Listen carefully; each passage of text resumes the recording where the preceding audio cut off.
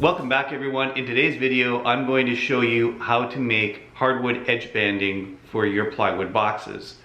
Now I showed you how to do plywood boxes. I showed you my techniques for getting the perfect plywood box using rabbet joints and using a kerf maker to achieve the best fit. In this episode, I'm going to show you how I dress up those plywood boxes using hardwood. There are lots of different techniques for doing traditional veneer edge banding, but what I like to do is use thicker hardwood edge banding, and I make my own. Of course, you can use solid wood to build the whole thing, but the cost of using solid wood can add up really fast. Plywood is one of my favorite materials. You can get plywood in almost any variety. You can get imported plywood that has an oak finish to it, maple, cherry, whatever you want.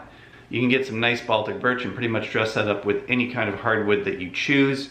You can use contrasting woods. I often use a black walnut edge banding on a lighter plywood project, and the results look fantastic.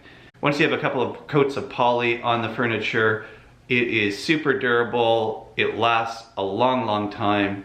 I've built tables using this technique. In that case, I'm using usually thicker edge banding, maybe up to 1/2 inch. So with that, let's get to it. To do the edge banding, you have to start with some thin strips of hardwood. Here's some red oak. This is the same red oak that I'm using for the drawer faces on my nightstands. These are all cut to the same thickness. They are 3/16. Cutting thin stock can be tricky, but I'll show you how to do this. This is a featherboard I bought from, I believe it's Miles Craft. You can buy it on Amazon. I have a link in the description below to this featherboard. And you raise up your blade. Normally the featherboard will get installed like this.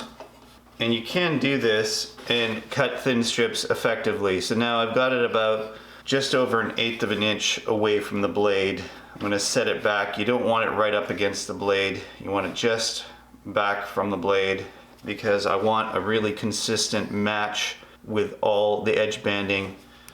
I end up flipping it around like this, and I actually use the hard side of this edge of this board, and then I set my distance to the blade.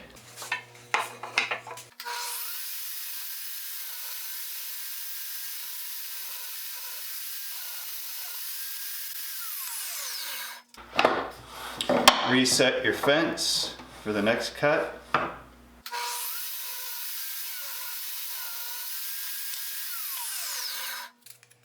that's it. And you just keep going like that. You adjust your fence.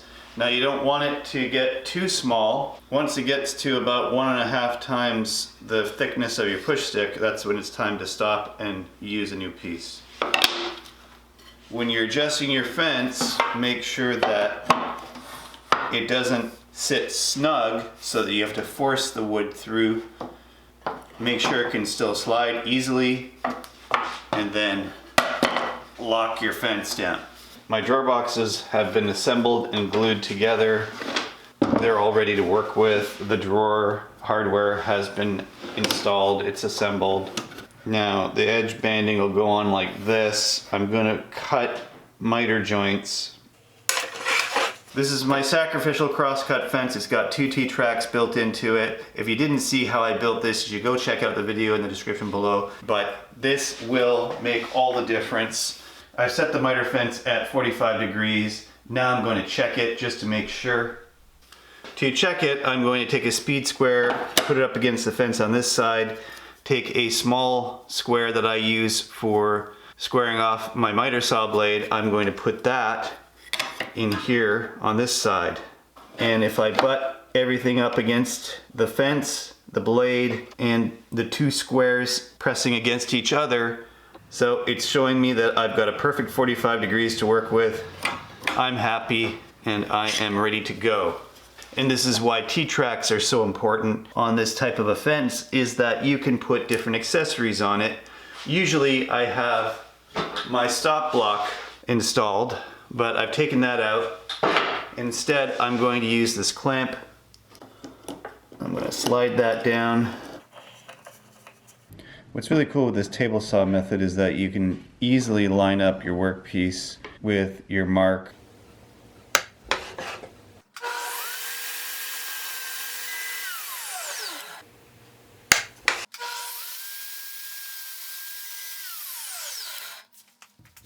You want to do one corner, so I've got one piece cut here, I've got my front piece cut. I'm going to do the bottoms.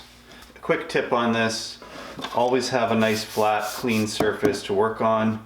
If you've got a workbench with kind of a gnarly surface, or if you've got kind of a solid wood workbench, it's probably not flat and it probably won't go very well. So you've got to make sure you've got either a piece of plywood down or a nice flat worktop. What I do is I focus on one corner first, get that set up for my front piece. I want to get a good fit on that corner. And I just run a bead of glue right down the middle here. That's a nice tight corner. And that should do it, not too many.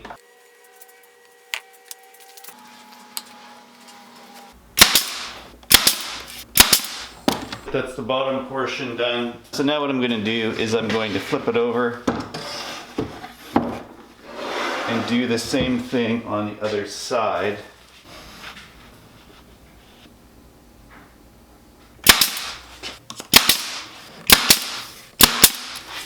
So now the edge banding around the bottom and the top is done.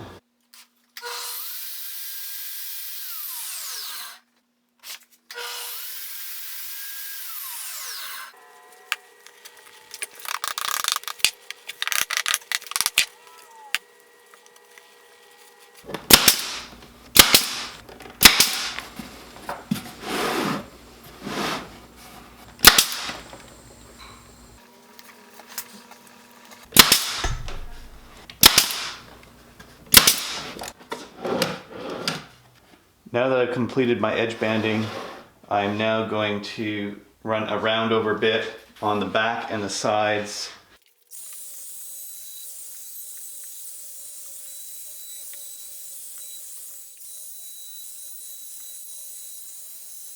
That's basically it. The only thing left to do now is to finish sanding it and do a little bit of filler on the pinholes. I'm using a filler that you can find at pretty much any hardware store. This is Pro Bond Max. It is nothing special, but it does work pretty well when using oak. So what I'm going to do is go around the edges.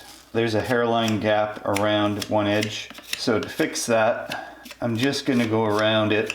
Only a very small amount, because wood fillers will often stain the wood in kind of bizarre ways. So you just want to prevent that.